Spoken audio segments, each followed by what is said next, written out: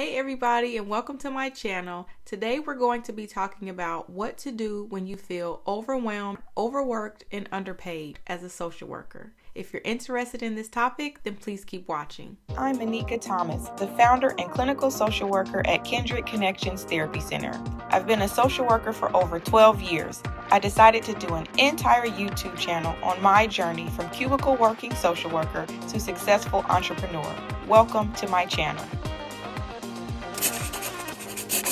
Hey everybody, so within the social work profession, it's this understood and overly used trope that social workers are overworked and underpaid. And we've come to believe that is something that we should expect when we come into the position. Whether or not we're working long hours or we're getting amazing results for our clients, or if we're taking on more responsibilities at our jobs, sometimes none of that seems to matter because no matter how hard we work, we don't always get the recognition or the approval or the raises is not reflected in our salaries, the amount of work and time that we put into the work that we do with clients. So I want to talk about 5 things that you can do when you do find that you are overworked and underpaid. One is, have you set clear boundaries and expectations at the position? So sometimes when you're first getting into the field, this can be something that you're scared to do. You don't want to rock the boat. You don't want to ask for too much. Sometimes you don't even know if what you've asked for or what you're getting paid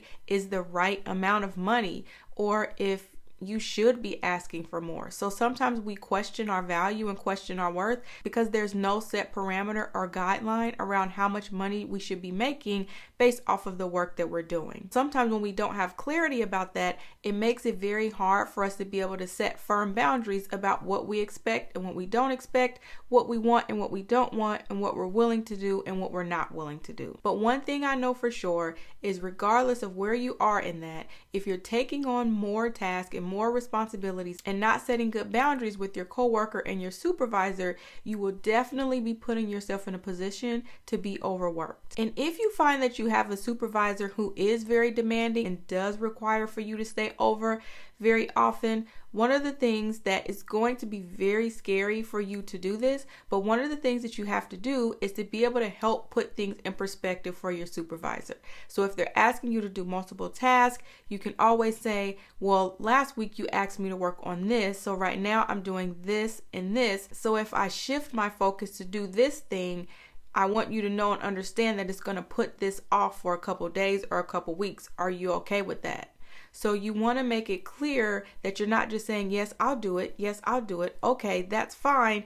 You don't want to put yourself in that position. You have to make it clear about how much that added load is going to put another thing off that you've already been working on. Number 2, you have to ask yourself, are you expecting people to value you out of a place of lack? Meaning you're coming into the position where you don't have a lot of confidence, where you're not really sure of yourself, you're not really strong in your skill sets, and you're needing a lot of external validation for people to tell you how good of a job that you're doing and how proud they are of you.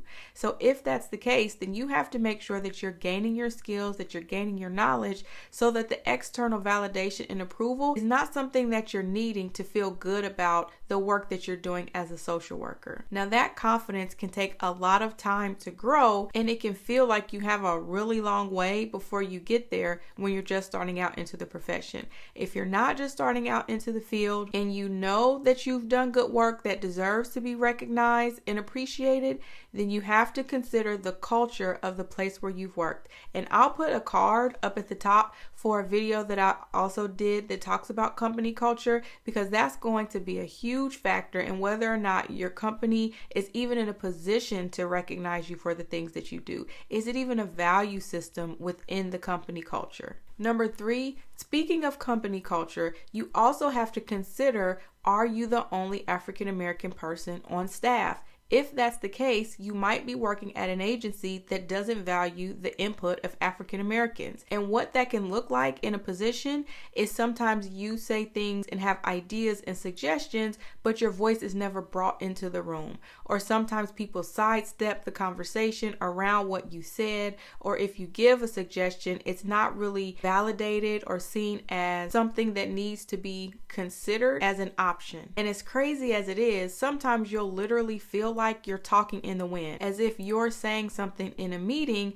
and people totally disregard it as if you didn't say it. And that's not a perception. That's a real experience that a lot of African Americans face when they're in spaces where they're the only Black person there. So you have to be mindful of whether or not your company values the input of Black people, and not as being the voice for all Black people, who speaks for all Black people. You're not the Black whisperer. You don't want the company to put you in this position as if you speak for all people and you know all things about Black people. But if you're in a position where your input is not valued in a way that brings clarity and solutions to your organization or to the group and population that you're working with, then you might have to consider the fact that you're being overworked in a way for them to meet a number or a quota around the African American population, but they're really not trying to see systemic change within that group. So a couple things to be mindful about here is,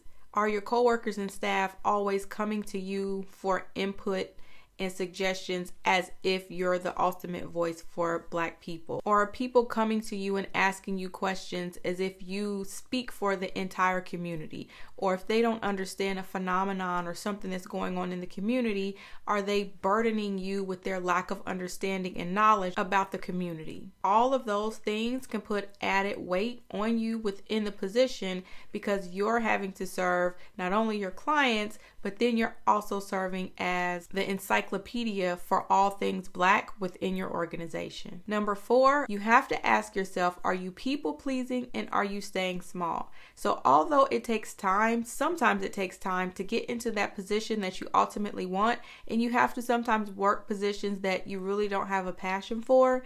When you're in that space where you feel like you're playing small, that can put you in a position where you're noticing that you're underpaid, because the goals and the ideas and the creativity that you have can feel like it's just not a good fit for the position.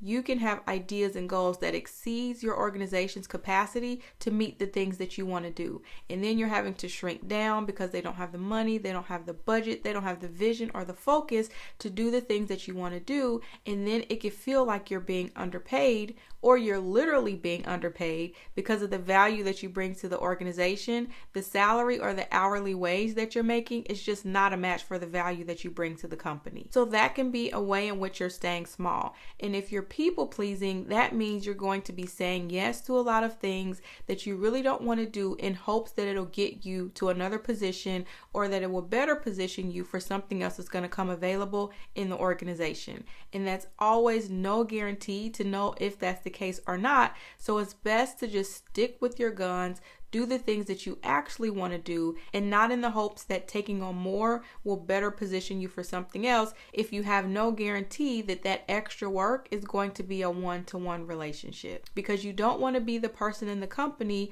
that people know, take it to her because she's going to do it. Ask her because she won't say no.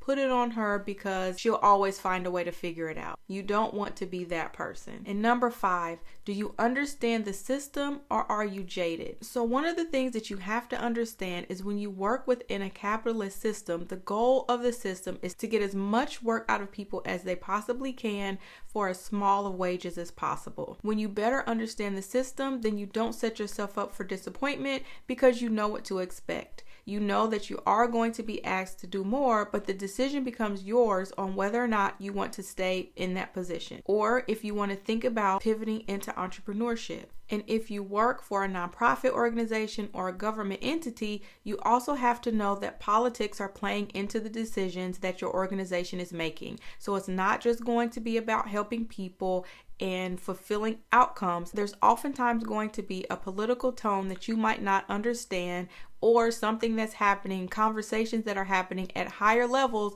that are trickling down into the work that you do. So understanding that that is at play is really going to help you understand what your next move needs to be to best position yourself. So if you find yourself stuck in a position where you're feeling overworked and underpaid, You have to know when it's time to transition, because oftentimes the systems might not improve. They'll just find ways to create more work for you to do and then to justify the reasons why you have to take on that load. Now, all companies aren't the same and all company culture isn't the same. So you have to work at finding a position that's going to be a best fit for you to help you reach your goals. Now, to think about this decision, you have to know that there are tons of things that you can do with your social work degree. It doesn't have to be limited to working at children's services or working at small nonprofit organizations. Those are a few things that you can do, but our field is so wide open. So what I've done is I've put together a list of 112 careers that every Black social worker needs to know. So if you're interested, you can download it. I'll put it in the description and you can download it there. And it will give you a large list of positions and careers that you can be thinking about if you notice that you are overworked and underpaid. If you enjoyed this video, please make sure that you like, subscribe, and share. Or you can check out either one of these videos to learn more about growing in the social work profession. Thank you all so much for tuning in, and as always, be well.